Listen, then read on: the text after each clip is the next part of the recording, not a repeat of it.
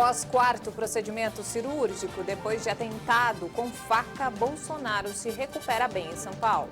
O presidente publicou hoje em suas redes sociais que já retorna ao trabalho amanhã. E você vai ver também. No fim de semana, o Brasil comemorou a independência. A festa reuniu milhares de pessoas em Brasília. Votação da reforma da Previdência pode ser concluída nesta semana, diz Davi Alcolumbre. Número de mortos após a passagem do furacão Dorian nas Bahamas chega a 45. Tufão Fachai, que atingiu Tóquio nas primeiras horas desta segunda-feira, causa pelo menos 2 mortes. Tudo isso e muito mais agora na edição de 13h.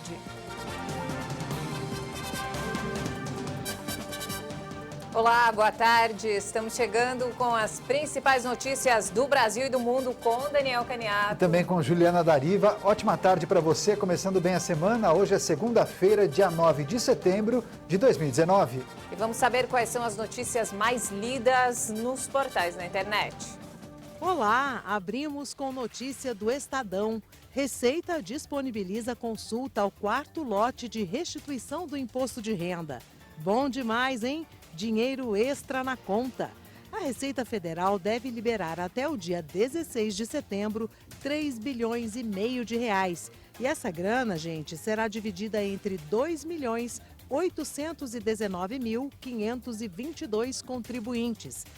E nesse lote também tem as chamadas restituições residuais dos exercícios de 2008 a 2018. Para saber se seu dinheiro saiu, é só acessar a página da Receita na internet. Se preferir, ligue no 146. Boa sorte e não gaste tudo. Agora um destaque do G1. Gatos podem superar cães como animais de estimação no Brasil em 5 anos, diz veterinária de BH. Pessoal, a criação de felinos nos lares brasileiros cresceu 8,1%, enquanto a que é de cães aumentou bem menos, 3,8%. As contas foram feitas entre os anos de 2013 e 2018. Para a veterinária Stephanie Caroline Botelho, especializada em felinos, até 2022 devemos ter um gato para cada cachorro. Para ela, a explicação é a independência dos felinos e o custo mais baixo para cuidar deles. Com a vida corrida dos humanos, os gatinhos se tornaram uma ótima opção. Fechamos com o site Só Notícia Boa. Otimistas vivem até 15% mais, comprova novo estudo. Eu sabia, vale mesmo a pena acreditar. Gente, esse estudo é de uma das universidades de Boston e de saúde pública de Harvard. A pesquisa diz que uma bela dose de otimismo é um super combustível para a longevidade. O pessoal lá dos States diz que a gente pode viver mais de 85 anos. A base de dados dos pesquisadores foi feita com quase 70 mil mulheres e pouco mais de 1.400 homens, sobre saúde geral e hábitos como fumar, beber e se alimentar. Elas foram acompanhadas por 10 anos, eles por 30 anos. Os mais otimistas, independentemente do sexo, tiveram mais tempo de vida. Então, bora, gente, acreditar e esperar coisas boas. Só vai fazer bem. E o Hospital Vila Nova Star, em São Paulo, divulgou agora há pouco um novo boletim médico sobre o estado de saúde do presidente Jair Bolsonaro. Bolsonaro se recupera de uma cirurgia feita ontem de manhã para retirar uma hérnia. Esse foi o 4º procedimento a que Bolsonaro foi submetido desde que levou uma facada no ano passado durante a campanha eleitoral. A equipe médica informou que o presidente apresenta quadro estável, sem dor e boa evolução clínica. Um dia depois da cirurgia de correção no abdômen, ele foi liberado para fazer uma dieta líquida. Nesta segunda-feira, Bolsonaro também começou as sessões de fisioterapia, que vão possibilitar que ele se sente em poltronas e caminhe pelos corredores do hospital. A equipe médica reafirmou o prazo de 5 a 10 dias para o presidente receber alta e voltar aos trabalhos. O porta-voz da presidência, inclusive, confirmou a participação de Bolsonaro na Assembleia Geral da ONU, que acontece no dia 24 de setembro, em Nova York. A cirurgia demorou quase 5 horas e foi comandada pelo médico Antônio Luiz Macedo. A previsão inicial era de 2 horas, mas segundo os médicos, havia uma grande quantidade de aderência na alça intestinal que atravessou a hérnia. A retirada foi feita com muito cuidado para não ferir o intestino, o que causou a demora. Foi colocada uma tela para ajudar a reforçar o tecido e evitar que a hérnia se forme novamente. As nossas expectativas são positivas e nós queremos agradecer à equipe médica, capitaneada pelo Dr. Antônio Macedo e todos aqueles que estão a participar desse processo de recuperação do presidente. Bolsonaro foi direto para o quarto sem passar pela UTI. A previsão inicial é que ele receba alta na quinta-feira, quando serão feitos novos exames.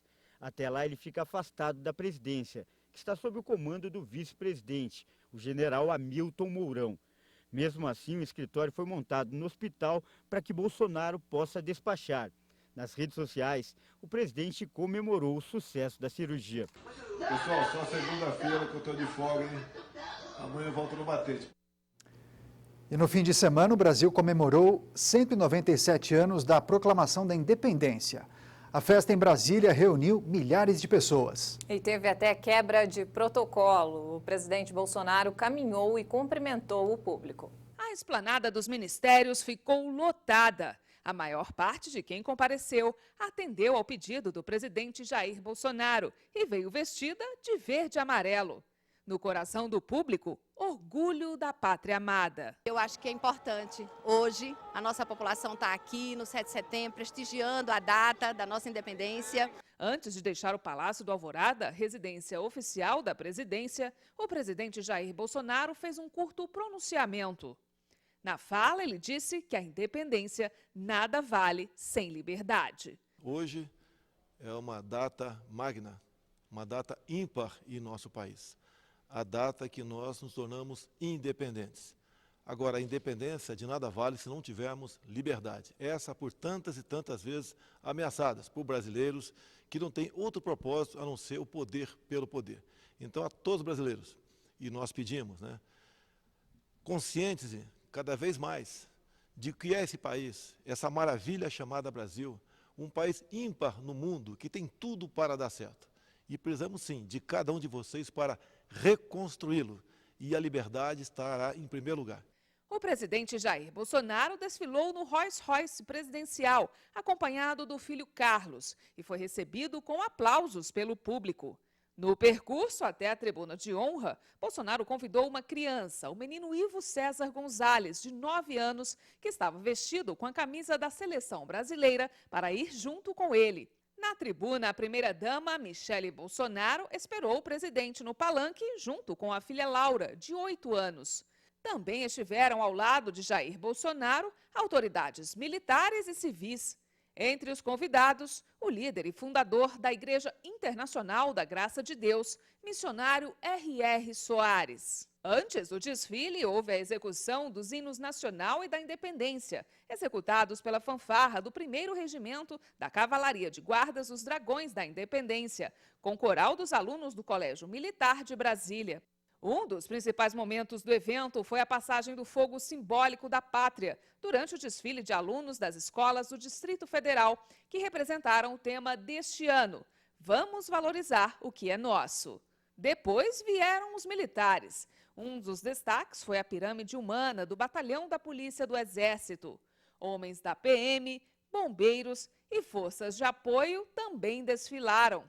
A Polícia Federal foi muito aplaudida pelo público. Ao todo, este ano, desfilaram 4.500 pessoas, 3.000 só das Forças Armadas. Mas uma das atrações mais esperadas não passou por aqui, não. Desfilou e deu show lá de cima. A última apresentação foi o tradicional show da Esquadrilha da Fumaça. Os aviões fizeram acrobacias aéreas no céu da capital durante 25 minutos. Durante o desfile, uma surpresa. O presidente Jair Bolsonaro, juntamente com seus ministros, desceram da tribuna para cumprimentar o público, que não poupou fôlego para elogiar o presidente, que foi recebido com os gritos de mito.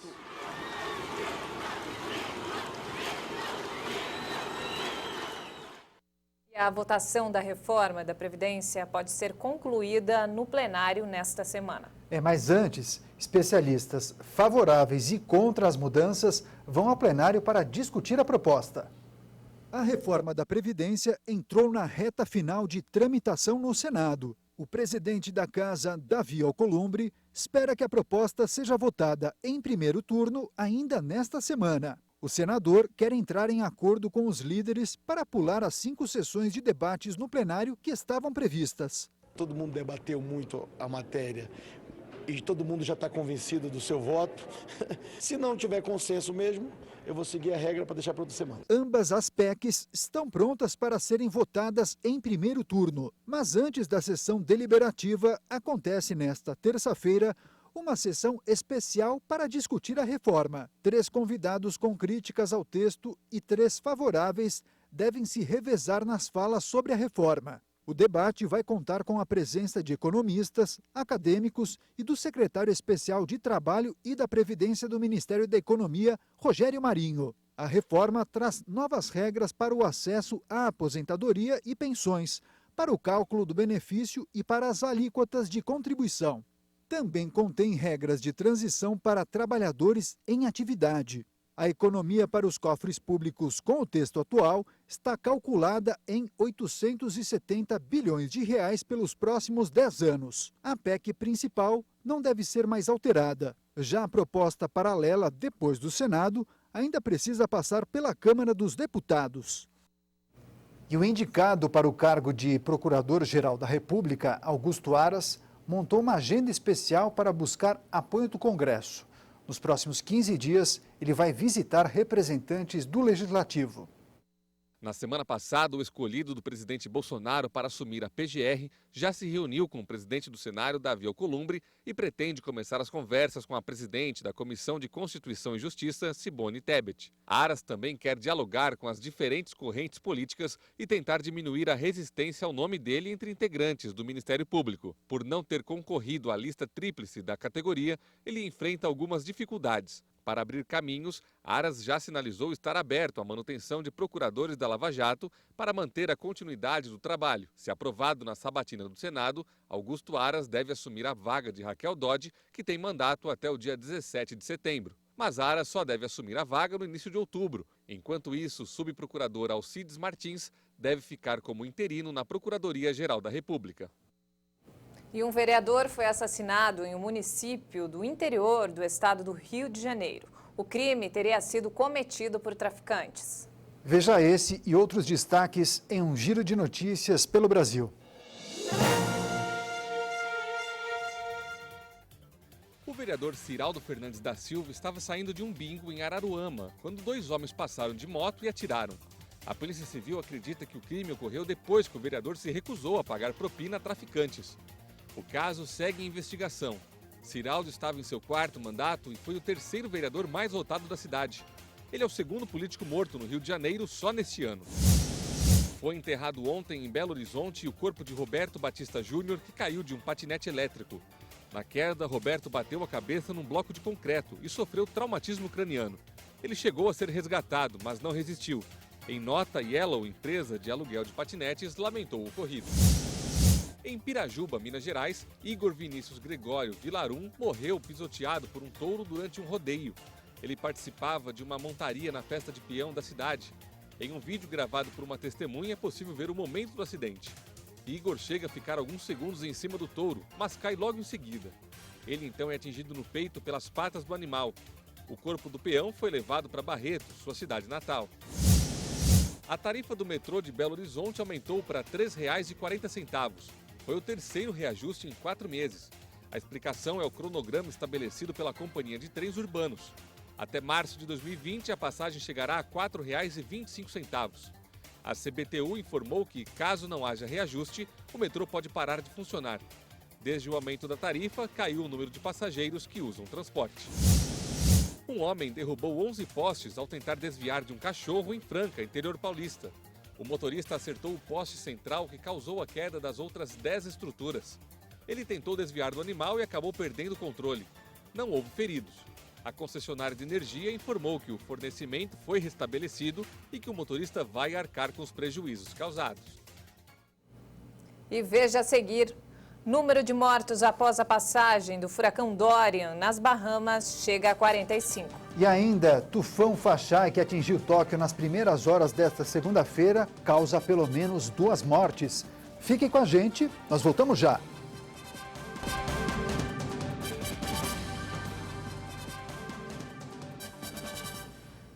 Estamos de volta, 1h21, uma ótima tarde para você. Preste atenção neste levantamento, olha só que preocupante. A cada 4 minutos, o Brasil registra um novo caso de agressão à mulher. É isso mesmo, e só no ano passado, o Ministério da Saúde registrou mais de 140 mil ocorrências. As mulheres sobreviventes de violência física, psicológica e sexual entram para as estatísticas ao procurar um serviço de saúde. Ao identificar uma vítima de violência, o agente é obrigado a notificar o caso no Sistema de Vigilância de Violências e Acidentes. O Ministério da Saúde registra que 15 mulheres são agredidas por hora no Brasil. No ano passado, foram mais de 145 mil casos de violência. A conclusão vem de dados inéditos do SINAM, o Sistema de Informações de Agravos de Notificação. O número de agressões pode ser ainda mais alto, já que os dados não incluem as mulheres que não são socorridas, as que temem em denunciar os agressores e as assassinadas. Em quase todos os casos de violência, o agressor da mulher é uma pessoa próxima: pai, padrasto, irmão, filho e principalmente ex ou atual marido ou namorado. E em casa, onde as mulheres são, na maioria das vezes, agredidas, 70% dos casos ocorrem em residências. O estudo do IPEA mostra ainda que a violência de gênero tem o dobro de ocorrência quando a mulher participa do mercado de trabalho. E depois de 25 anos de casado, um homem que não aceitava a separação decidiu matar a própria mulher no Rio Grande do Sul. Veja esse e outros destaques em um giro de notícias pelo país.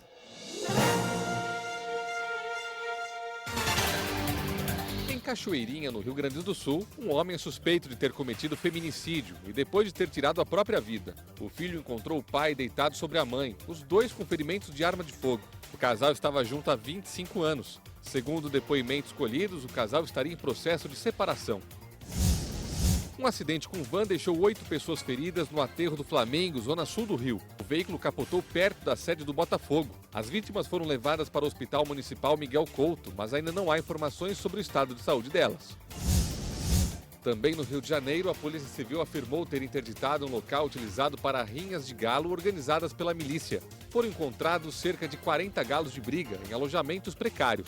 Também havia curativos para curar os animais feridos e gaiolas para o transporte. Um homem foi preso e material apreendido por agentes. Foi preso o segundo segurança acusado de torturar um adolescente em um mercado em São Paulo. Valdir Bispo dos Santos já representou a polícia no aeroporto de Congonhas. O primeiro suspeito foi preso na sexta-feira. O jovem de 17 anos foi chicoteado com fios elétricos, com a boca amordaçada e nu. As imagens chocaram e mobilizaram o país. A pena para um crime de tortura pode variar de 2 a 8 anos de prisão. Um homem suspeito de furtar uma casa incendiada foi rendido pelos vizinhos. Ele ficou amarrado a uma árvore até ser levado para a delegacia de São Pedro do Turvo, interior paulista. A vizinhança ficou revoltada porque no dia do incêndio esse suspeito ajudou a apagar o fogo e depois foi para lá pegar os objetos da casa. E o número de mortos depois da passagem do furacão Dorian nas Bahamas chegou a 45. De acordo com as autoridades do país, esse número pode aumentar nas próximas horas. Cerca de 20% dos moradores do país estão desabrigados. Em Nassau, os moradores atingidos pelo furacão foram levados de avião para um aeroporto particular, onde ficam alojados em grandes tendas brancas. Normalmente, os furacões atingem e deixam o país em questão de horas. Só que o Dorian permaneceu por quase 3 dias sobre o norte das Bahamas. Quase 70 mil pessoas perderam suas casas. E os Estados Unidos já enviaram mais de $1 milhão em ajuda para o país. O tufão Fachai, que atingiu Tóquio nas primeiras horas desta segunda-feira, causou pelo menos 2 mortes. O fenômeno, que é uma das mais fortes tempestades já registradas na capital japonesa, provocou fortes rajadas de vento e chuvas intensas. O fenômeno provocou alertas de evacuação para milhares de pessoas, cortes generalizados no fornecimento de energia e graves perturbações no transporte público e aéreo. Com rajadas de vento de até 216 km por hora, o tufão Fachai chegou na manhã de hoje na região de Chiba, a sudeste da capital japonesa, logo após cruzar a Baía de Tóquio. As autoridades locais emitiram recomendações de evacuação para cerca de 390 mil pessoas, que deveriam se concentrar em abrigos seguros. Cerca de 1 milhão de famílias ficaram sem energia elétrica na periferia, atendida pela empresa TEPCO. Também houve danos em ferrovias e cerca de 100 partidas de trens de alta velocidade entre Tóquio e as cidades do centro e oeste do país foram canceladas. Centenas de voos foram suspensos e estradas foram fechadas no oeste da capital. Em vários bairros, as escolas não abriram nesta segunda devido à ventania, que deve permanecer mesmo após a passagem do tufão. Na manhã desta segunda, o Fachai se encontrava a nordeste de Tóquio e deveria manter sua rota rumo ao Pacífico. O Japão é atingido regularmente por tufões e tempestades tropicais, entre o fim do verão e o começo do outono. E no Reino Unido, a partir de hoje, o parlamento será suspenso por 5 semanas. O anúncio foi feito por um porta-voz do primeiro-ministro Boris Johnson. Segundo um porta-voz do primeiro-ministro Boris Johnson, a suspensão até 14 de outubro acontecerá independentemente do resultado da votação. A medida provocou uma onda de indignação no Reino Unido quando foi anunciada no final de agosto. Johnson é acusado de realizar manobras para conduzir o país para um Brexit sem acordo em 31 de outubro. O líder, que chegou ao poder no final de julho, justificou a suspensão pela necessidade de preparar e apresentar um novo programa de política doméstica. É improvável que o executivo obtenha a maioria de 2/3 necessária para convocar as eleições antecipadas. Mas a oposição teme que o premier ignore a lei aprovada na semana passada com o apoio dos parlamentares conservadores rebeldes, que o força a buscar um adiamento de 3 meses do Brexit se não houver acordo até 19 de outubro. Bem, não temos mais tempo, ponto final nessa edição. Nós agradecemos demais sua companhia e audiência. E nós voltamos amanhã às 8h30 da manhã. Uma ótima tarde para você e até lá.